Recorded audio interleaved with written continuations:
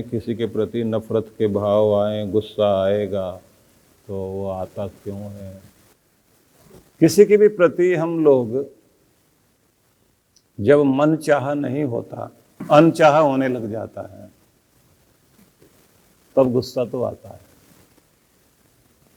हम सबको अपने जैसा बना लेना चाहते हैं, अपने उपयोग में लाना चाहते हैं। अगर हमारे कोई उपयोग में नहीं आता है तो फिर हमको लगता है ये तो आदमी गलत है। हमने किसी के लिए कुछ किया और उसने बिल्कुल उस पर ध्यान ही नहीं दिया, दो प्रशंसा के शब्द ही नहीं कहे, तो गुस्सा आएगा ही आएगा।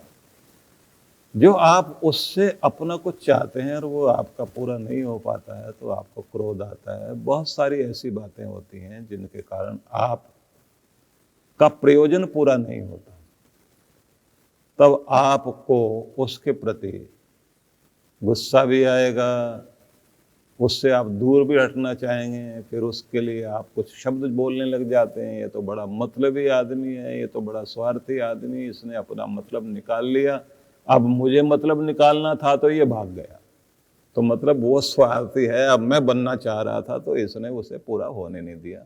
ऐसी स्थिति में गुस्सा भी आता है, नफरत भी होती है। और फिर आपने आगे कहा कि फिर जब ऐसा गुस्सा आता है तो मन में आता है कि इसको सुना दूं मैं, तो फिर मैं सुना नहीं पाता। तो ये आपकी कमजोरी है। इच्छा तो आपकी बहुत है कि आप उसको सुनाएं, और ऐसी ऐसी सुनाएं वो 7 जन्म तक याद रखें। लेकिन फिर आप डर जाते हैं कि कहीं सुनाया तो कुछ लेने का देना ना पड़ जाए। ये बात ध्यान रख लीजिए, आप अच्छा करते नहीं सुनाते, क्योंकि कहीं से भी कोई चीज़ निकलती है तो घूम फिर कर लौट कर वहाँ आती जरूर है, और जब लेकर आती है, वापस आती है, तो अपने साथ में कुछ और बड़ी चीज़ लेकर आती है। जब आपने ये व्यापार शुरू कर दिया तो ये 1 का 2 और 2 का 4 है। ये 1 गाली की 2 और 2 की 4, और उसके बाद में फिर ये कई गुना बढ़ता है। ये तो कोरोना की तरह बढ़ जाता है। इसलिए अच्छा यही है कि आप उस प्रवाह को रोक दें।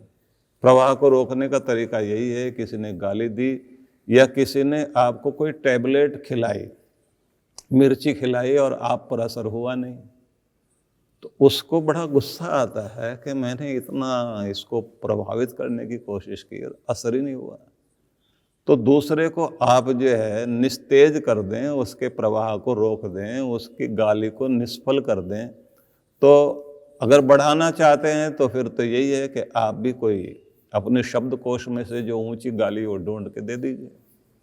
और अगर आप सोचते हैं कि नहीं इस प्रवाह को रोकना है तो खुद को शांत कीजिए।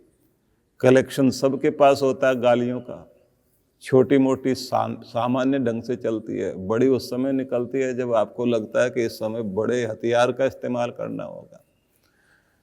और ये सारा प्रयोग करने के बाद वही होता है कि जिस कीचड़ में वो खड़ा था उस कीचड़ में आपको भी वो ले आता है। और इसको बोलते हैं फिर ब्लेम गेम।